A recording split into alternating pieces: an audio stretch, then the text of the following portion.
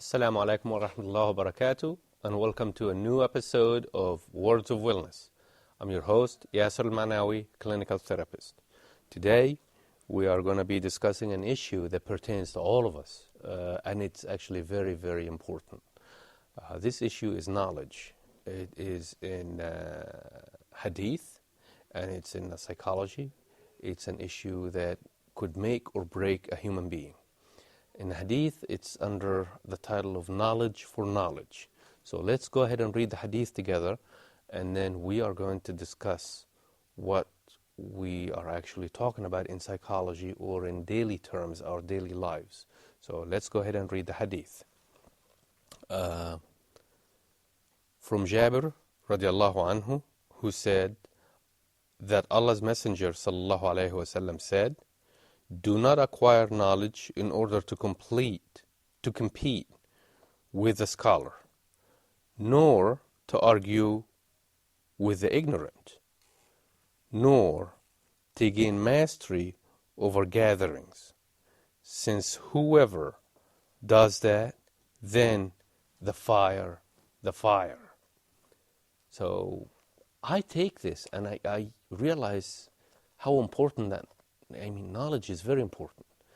And knowledge, we can actually take it into two different sects. We have a spiritual knowledge, and we have knowledge that we learn, and we acquire that. So let's see. We have what we call, it's a theory of universal knowledge. What is a theory of universal knowledge? It's actually a theory that we have reached, or we have found out, or have put together in psychology, that all the knowledge is universal. But how do we gain this knowledge? Now we're talking about the spiritual knowledge. We gain this knowledge by being spiritual, by elevating ourselves spiritually. That's how we gain the knowledge. So what does that mean? It means that knowledge, it doesn't go away. It's actually there for everybody to attain, there for everybody to gain. But only those who elevate themselves spiritually and try to better themselves in this lifetime, they become acquainted with this knowledge. I think that goes hand in hand pretty much with the hadith. So let's talk about knowledge. If I want to gain knowledge, what do I need to do? A lot of people actually, they say ignorance is a bliss. Ignorance is not a bliss. Ignorance is that if you don't know, you are not going to be harmed.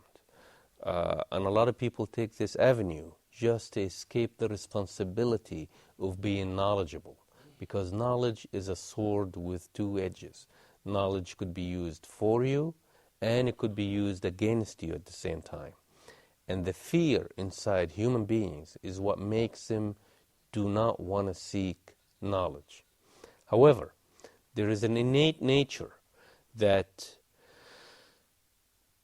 each and every human being have the innate nature that they want to know.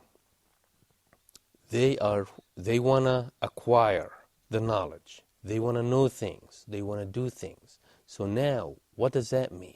It means that we try to know things just for the sake of knowing it. We try to know things just for the knowledge. And let me tell you why. A lot of people that I've met throughout my career is that they actually acquire knowledge for something specific. Like let's say people acquire knowledge in their high school just to get their high school diploma, and that's the end of it. This type of knowledge is easily forgotten. Why? Because they have it for a certain purpose. And once this purpose goes away, then soon after that, they will forget it. They already preset themselves that this is not a long-lasting knowledge.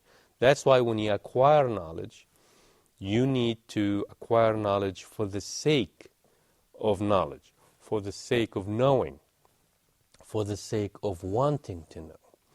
Let's take a different example. If we take a look at somebody who just want to be knowledgeable about a certain issue so he can argue, for the sake of argument, or he can impress somebody. Well, this knowledge is also not long-lasting. And I think in hadith it was actually referred to as fire, fire. Why? Because if I do something like this, I acquire knowledge for the purpose of embarrassing somebody else. That is actually going to make me what? It's going to make the person who does this will have the arrogant title. He will have the loss of friends. Why? For embarrassing other people. So knowledge need to be sought just for the sake of knowledge. That's the best way. How do we seek knowledge? Let's go back to the theory of universal knowledge. I'm going to connect this to something that's called, in the psychology, they call, deja vu or something like that. That you see something that you think you saw it before, or you feel like you've been in that place before, or anything as such. What is this phenomena? This phenomena, we had to study that in psychology, and that's when we came up with this theory. This phenomena actually is that we have the knowledge from before, and what happens is that we forget. Why do we forget? Because we get busy with everything that's going on around us. We get busy with gathering money. We get busy with working. We get busy with loving our children, our wives, or our parents, or whatever we do in this earthly life.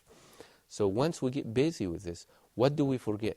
We forget our spiritual side. And therefore, we need to realize, to gain this knowledge, we need to get back to the spiritual side. So to go back to the deja vu, what happens is that at a certain point, a human being becomes enlightened. What does that mean, enlightened? It means that they become more spiritual. This wouldn't take more than a second or 2 or 3 seconds, or maybe it doesn't even go to a minute, just a few seconds. During that time, they are able to attain this knowledge, they are able to reach this knowledge, so they see it right before it happens, or they feel it right before it happens. And that's what we call deja vu. How does it happen? Because the knowledge is in the universe. The knowledge is up there. If I take this and take a look at religiously, what we think about is that I have to elevate myself. I have to get to a higher level of spirituality. I have to forget about worldly and earthly stuff, and only then I will know the knowledge, and I will seek the knowledge for the sake of knowledge. That way I will feel good about myself, and I will give the knowledge to other people willingly, and I feel good about it, which gives me what? Self-satisfaction as a human being. So I hope that everybody gained something from today's episode. I hope that everybody will seek knowledge in both ways, and I hope that this was informative to you as it was for me. With these words, I'll leave you for today, and I will see you in our next episode, inshallah. Assalamu alaikum wa rahmatullahi wa barakatuh.